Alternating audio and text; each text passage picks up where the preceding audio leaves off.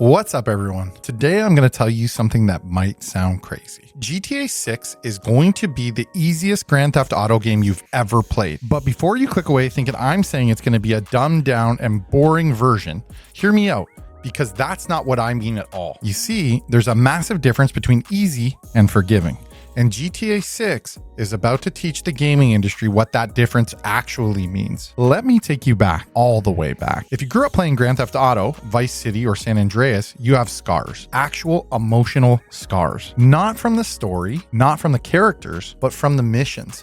Do you remember the wrong side of the tracks in San Andreas? Big smoke yelling while the AI pathing is actively fighting against you? One small mistake and you're done. Full restart, long drive, same cutscene again. Or do you even remember Demolition Man? A tiny RC helicopter, tank controls, a tight timer, and a city full of geometry waiting to smack you out of the sky. That's what I mean when I say that wasn't good difficulty. That was bad tools, clunky controls, no checkpoints, weird AI, missions that demanded precision the engine simply wasn't built for. You didn't fail because your plan was bad. You failed because the game refused to give you a fair rematch from 30 seconds ago instead of 5 minutes ago. Old GTA difficulty was 50% game, 50% suffering. And this is where cheats became legendary. People love to remember cheats as funny, chaotic, flying cars, tanks, oh my god, everything's going crazy.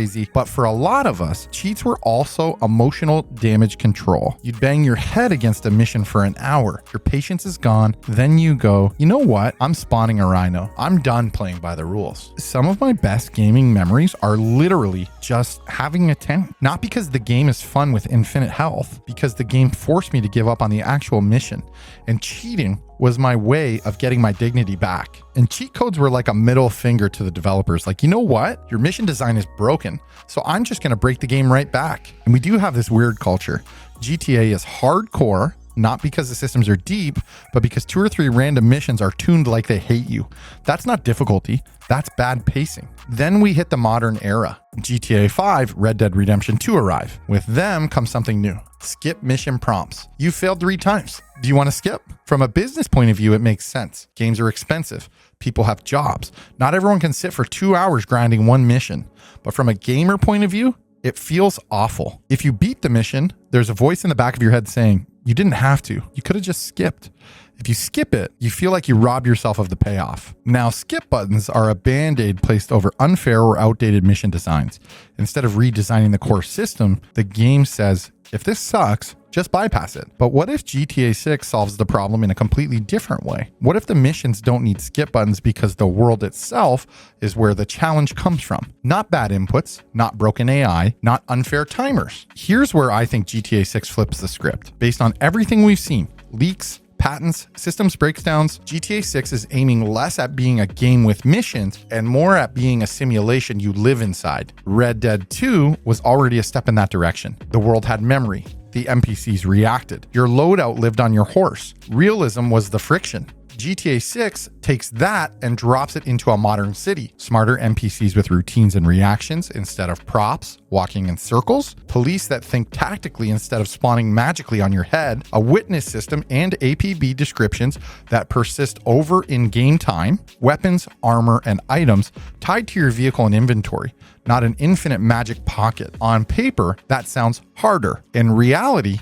it's actually fairer. You're no longer fighting jank. You're working inside a rule set, and rules can be learned, mastered, and played within. Let's break down how this kind of design makes GTA 6 easier to play, even if it is harsher when you mess up. Logical police instead of psychic police. In GTA 5, cops spawn behind you, magically know your location, and just ram your car until somebody explodes. In GTA 6, cops respond to information. Witnesses give them your clothing, your car model, your direction. They escalate based on what you've done. They set up roadblocks, send canine units, and they form perimeters. Now, on the surface, that may sound scary, right? But it's actually easier to plan around. Ditch the described car. Change your outfit. Avoid specific zones for a bit. Use interiors and alleys to break line of sight. All in all, it could be easier. You're making decisions that matter. Now, let's talk about weapons in the trunk. They're not in a black hole. You can't carry every weapon in the game at once anymore. Your guns, armor, and healing items all live in your vehicle. At first, that feels like, oh no, Rockstar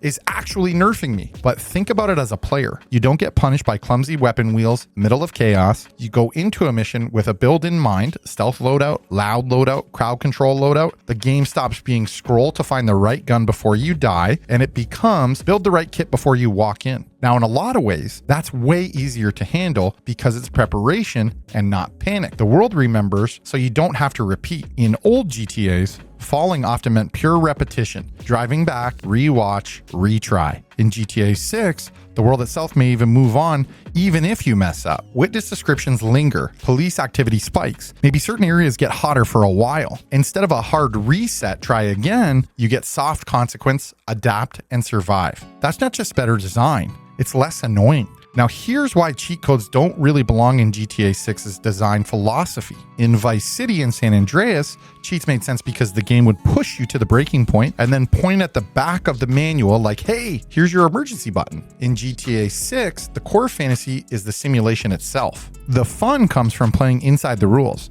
scouting, planning, escaping, switching outfits, ditching evidence. If you slap invincibility and infinite ammo on top of that, you break the tension. You bypass the whole health and item economy. You kill the APB and witness system's impact. And let's all have an honest moment with each other. At that point, you're not really playing GTA 6 anymore. You're just stress testing the physics engine. Rockstar spent years making the world think. Using cheats to turn all that off feels like turning a masterpiece into a toy.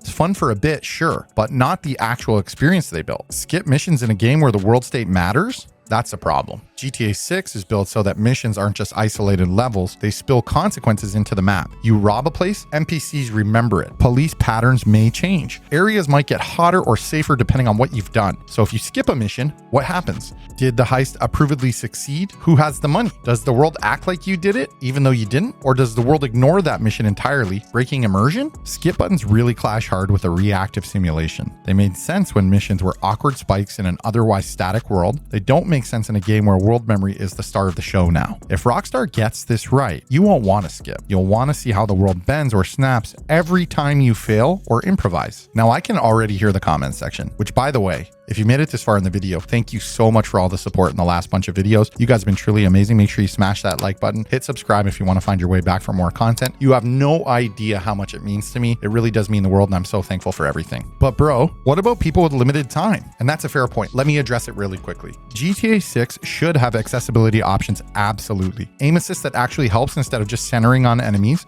adjustable difficulty for damage taken and damage dealt, customizable control schemes for people with different abilities, subtitle and audio descriptions for story content. The ability to adjust timers on time-sensitive missions, that's accessibility. That's game design that respects people. What that's not is a skip button. And with accessibility, this is, I need accessibility, so give me a tool to adapt the controls or the difficulty to match my needs. Skip really is, this is too hard, so let's delete it. And those are two very different things. Here's the thing though, if GTA 6 truly nails the simulation design, it will be more accessible than all the old GTAs because the difficulty won't come from precise inputs or superhuman reflexes, which obviously clearly I have all of those things. It'll come from strategy and planning. And strategy is something anyone can improve at, given the right tools and the right information, even me. Now, here's the twist a lot of people aren't ready for. Old school GTA players, the ones who suffered through the PS2 era pain, are probably going to respect GTA 6 more than